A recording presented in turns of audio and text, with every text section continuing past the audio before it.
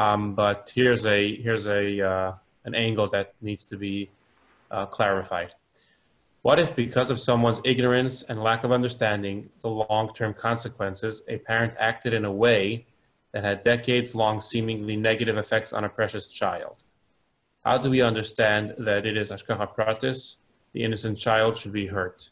And if we understand, how does that make anything better? Can the parents still rectify the damage? If so, how?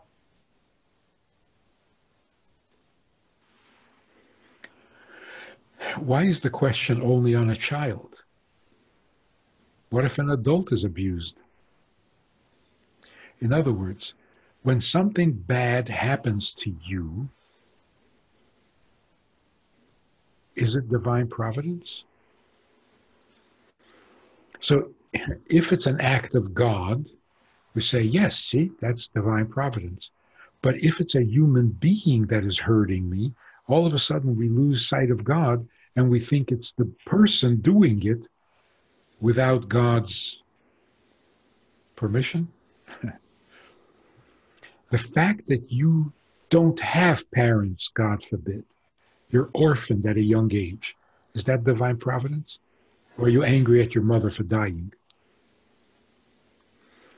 If you have parents who simply are helpless, they don't know what to do to help you with your problems, that's not divine providence.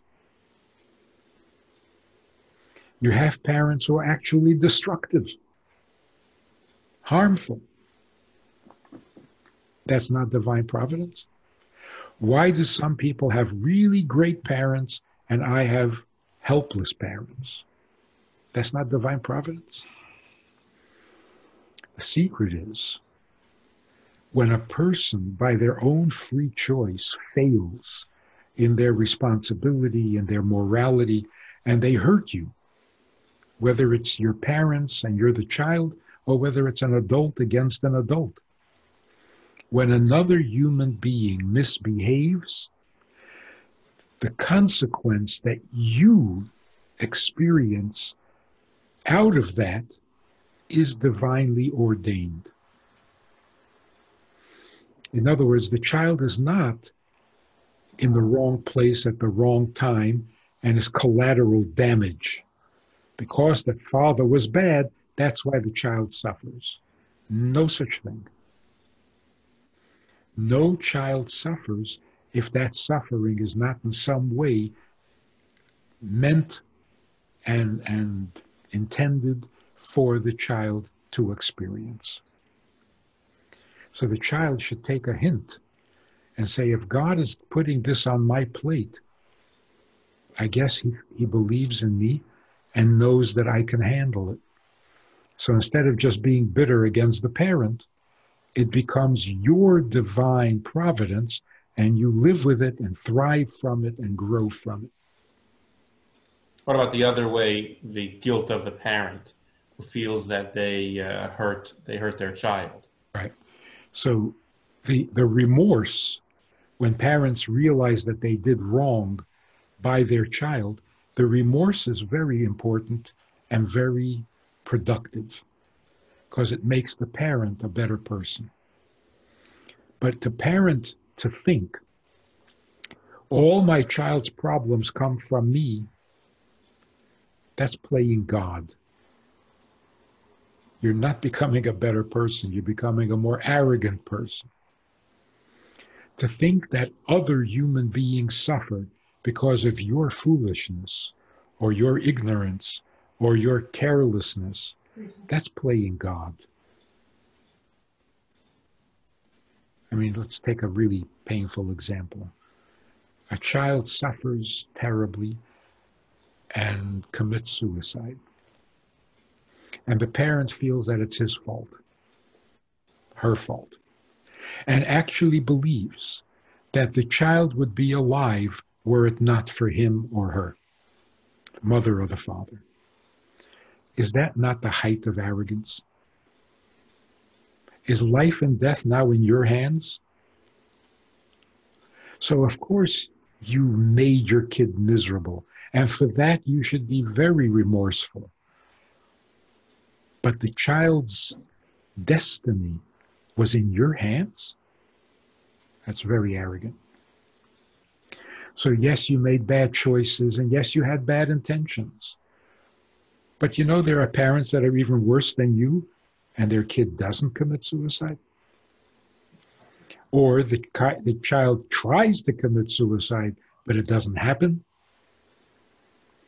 So to think that your bad choices dictate the destiny of another human being, you're out of control. You're playing God. Don't do that. So remorse for your own failings, yes.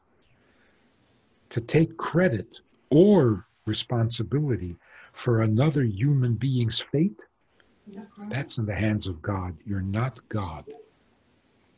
Especially since you made mistakes. So you can't be the one who blew it and messed up your kid, and then you're God on top of that. No, you're not. You're just a human being who made mistakes. And if you regret those mistakes, you are now a better human being. But your child has its own relationship with God, has his own destiny, his own divine providence, and you can't mess it up for another human being. A cute way of thinking about it. Somebody mentioned, do you realize that as old as God is, he has no grandchildren? Isn't that sad? It's so sad. He has no grandchildren because everyone is his child. So I'm God's child. Shouldn't my children be his grandchildren? No, they are his child. In other words, they have a connection to God independent of me. So I cannot ruin their relationship with God.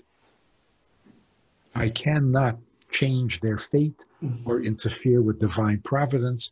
I cannot change what God has in store for them because it's between them and God directly. They're not grandchildren.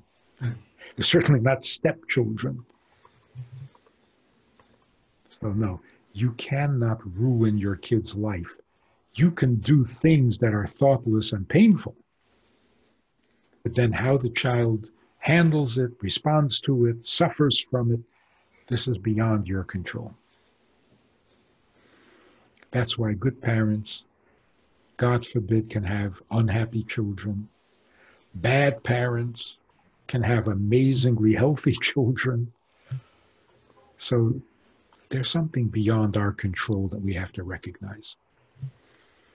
Not that that excuses your bad behavior, but your bad behavior should humble you, not make you think you're God.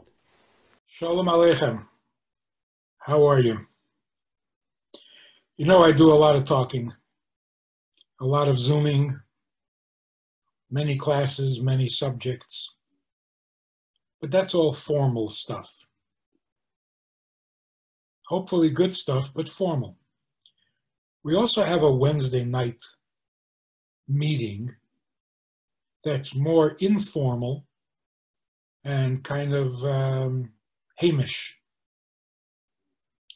If you want to join us for that kind of an event, interactive, time for questions and so on, if you want to join us for this side of conversation, click on the link below and join us every Wednesday night at 9 o'clock.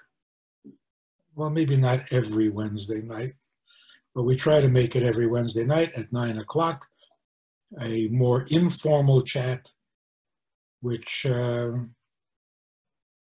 be more enjoyable at times than the formal stuff. So check it out. Click on the link and join us. Try it. You'll like it.